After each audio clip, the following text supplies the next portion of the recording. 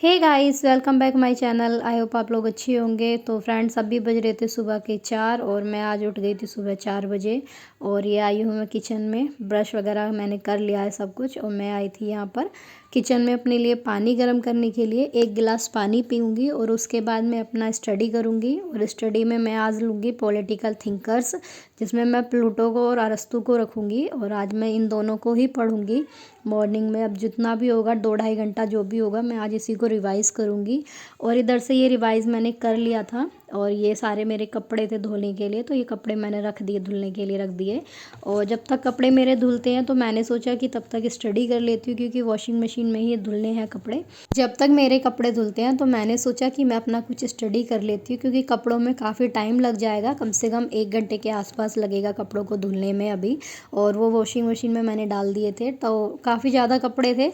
तो मैंने सोचा तब तक मैं अपना कुछ रिवाइज़ कर लेती हूँ। और रिवाइज़ करने के लिए मैंने सुबह में तो थिंकर्स पढ़े थे, और अब मैं पढ़ रही थी हिस्ट्री का, क्योंकि मेरे को हिस्ट्री का पोर्शन थोड़ा टफ लगता है, क्योंकि इतना ज़्यादा डीपली नहीं पढ़ा है। क्योंकि मेरा सब्जेक्ट ही जो रहा है वो पॉलिटिकल साइंस रहा है इतने टाइम से, तो हिस्ट्री में ज़्यादा टफ लगता है मेरे को। जो 1857 के बाद की क्रांति है उसमें ही थोड़ा मेरे को प्रॉब्लम है, बाकी तो मेरा कवर है सारा।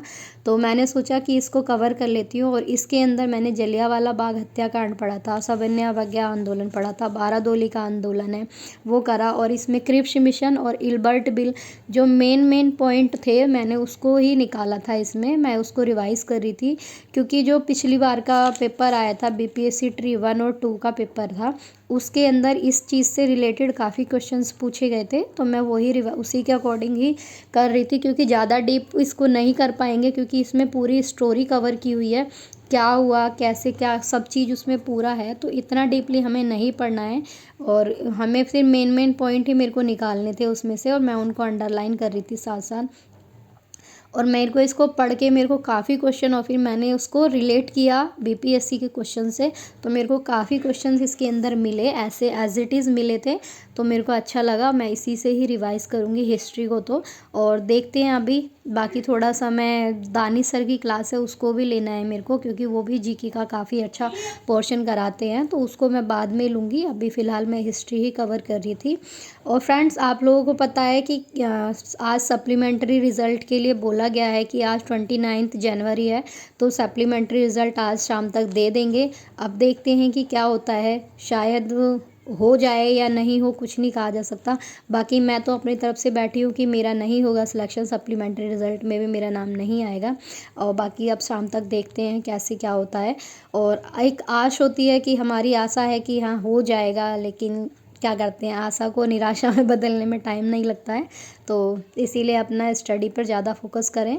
नहीं आए सप्लीमेंट्री रिज़ल्ट ठीक है, नहीं आता है तभी भी स्टडी तो करनी है, क्योंकि ज़रूरी नहीं है कि ये मौका गया तो अगला मौका भी हम अपना हाथ से जाने दें। इसके चक्कर में बैठेंगे तो दूसरे जॉब का भी मौका हमारे हाथ से निकल जाएगा, जो अभी हमारे पास है।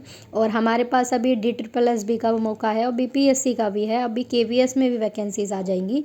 और यूपी में भी बोला जा रहा है कि यूपी में वैकेंसीज़ आ जाएंगी, बट अभी वहाँ का पक्का नहीं पता है कि कब तक वैकेंसीज़ आएंगी।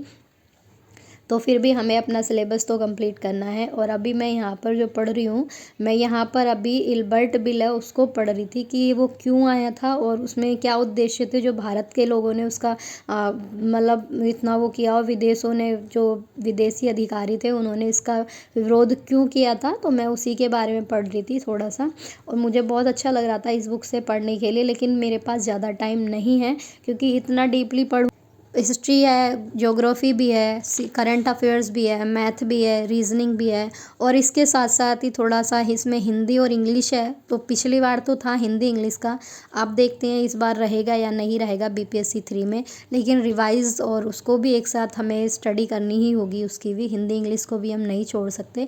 ऐसा नहीं है कि बीपीएससी में हिंदी इंग्लिश नहीं आएगा तो अदर एग्ज़ाम में भी नहीं आएगा।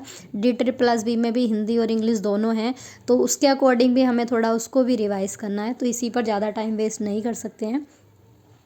तो मेन पॉइंट्स है उसी को, और साथ के साथ मैं इसमें अभी हिस्ट्री के लिए मैं दानिश सर की जो क्लास है मैं उसको ले लूँगी, क्योंकि वो भी काफ़ी उसमें कराते हैं, तो थोड़ा बहुत उसमें से मेरा पोर्शन कंप्लीट हो जाएगा।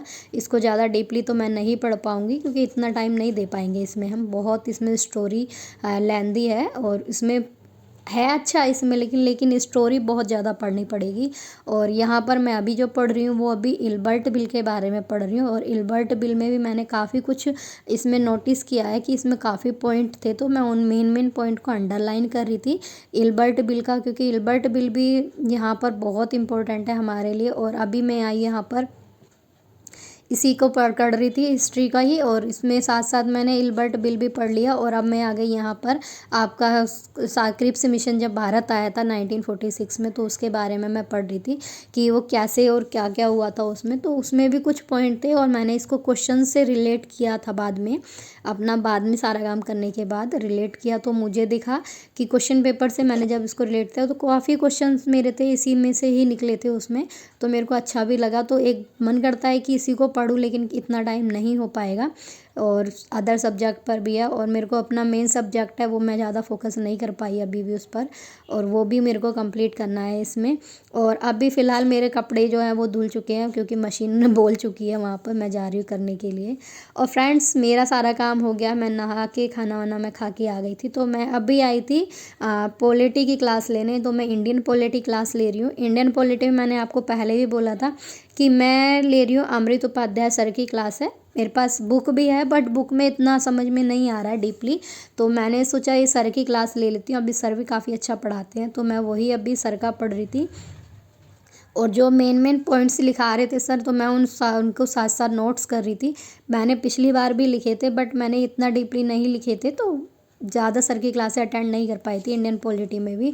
और जिस हिसाब से उसमें पेपर आया था बीपीएससी का या DSSB का जो भी एग्ज़ाम आएगा, उसके अकॉर्डिंग हमें इंडियन पॉलिटी पर भी ज़्यादा फोकस करना पड़ेगा। और मेन सब्जेक्ट हमारा इंडियन पॉलिटी का अगर कंप्लीट है, तो हमारा मानो कि हमारा 40% तो एग्ज़ाम वैसे भी क्लियर हो जाएगा इससे, क्योंकि 40% के आसपास बीपीएससी में भी या DSSS में भी इंडियन पॉलिटी का ही आता है। बाकी हमारा दूसरे सब्जेक्ट है, थिंकर्स हो गए, वेस्टर्न थिंकर्स हैं, इंटरनेशनल रिलेशंस हो गए, पब्लिक एडमिनिस्ट्रेशन हो गए, उससे आता है। तो मैंने सोचा पहले अपना इंडियन पॉलिटी कंप्लीट कर लेती हूँ, और साथ में उधर इंडियन थिंकर्स और वेस्टर्न थिंकर्स भी हैं।